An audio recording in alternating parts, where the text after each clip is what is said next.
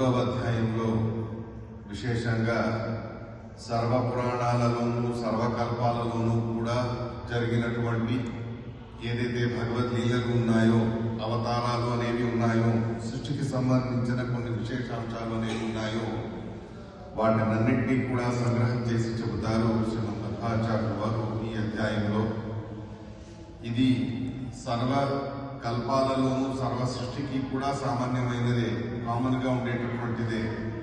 కాబట్టి విశేషంగా మళ్ళీ ఇంకొక మారు వేదవ్యాసుల వారిని, రామచంద్ర స్వామి వారిని, కృష్ణ పరమాత్మని స్తుతించి మరీ మంగళాచరణాన్ని చేస్తారు శ్రీమద్ మధ్వాచార్యుల వారు. అయితే భగవంతుడివి ఎన్నో అవతారాలు ఉన్నాయి. ఎన్నో అద్భుతమైనటువంటి అవతారాలు అనేవి ఉన్నప్పటికీ కూడా విశేషంగా వేదవ్యాసుల వారి అవతారాన్ని, రామచంద్రుడి అవతారాన్ని, కృష్ణ పరమాత్ముడిని స్తుతించడం అనేది చేశారు శ్రీమద్ మధ్వాచార్యుల వారు.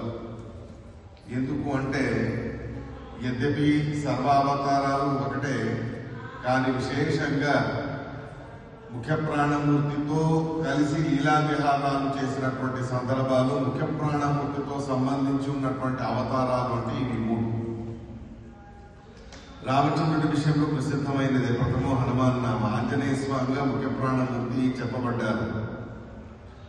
ఇక కృష్ణ పరమాత్ముడి విషయంలో భీమసేనుల వారిది ప్రసిద్ధమైంది.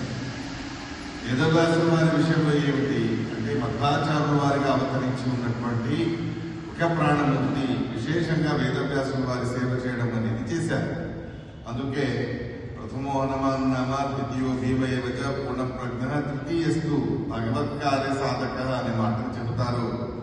భగవంతుడి కార్యాన్ని, భగవంతుడి యొక్క సంకల్పాన్ని నెరవేర్చడానికి విశేషంగా తాను ఈ 3 అవతారాలు ధరించారు ముఖ్య ప్రాణమూర్తి.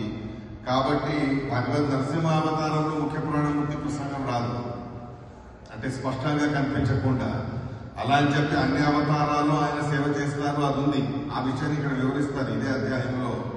కానీ మనకు ప్రత్యక్షంగా కనిపించేది, ప్రత్యక్షంగా స్పష్టంగా అర్థమయ్యేటటువంటి 3 అవతారాలు. వృషభావతారంలోనూ ముఖ్య ప్రాణమూర్తి సేవ చేశారు. ఇక భగవంతుడు నరసింహావతారాన్ని ధరించినప్పుడు, వామన రూపిగా అవతరించినప్పుడు, మత్స్య రూపంగా అవతరించినప్పుడు, కూర్మ రూపంలో అవతరించినప్పుడు కూడా ఎన్నో రకాల సేవలు ముఖ్య ప్రాణమూర్తి చేసింది ఉంది. కానీ ఆ ముఖ్య ప్రాణమూర్తి చేసినటువంటి సేవలేవి కూడా అక్కడ ప్రత్యక్షంగా మనకు తెలిసేటటువంటివి కావు. పురాణాలలో వాటిని సంగ్రహం కూడా చేయలేదు. కానీ ఈ 3 అవతారాల విషయంలో మాత్రం పురాణాలలో, వాల్మీకి రామాయణంలో, మహాభారతంలోనూ కూడా సంగ్రహం చేసి ఉండడం అనేది, విశేషంగా వేదాలలో సంగ్రహం చేసి ఉండడం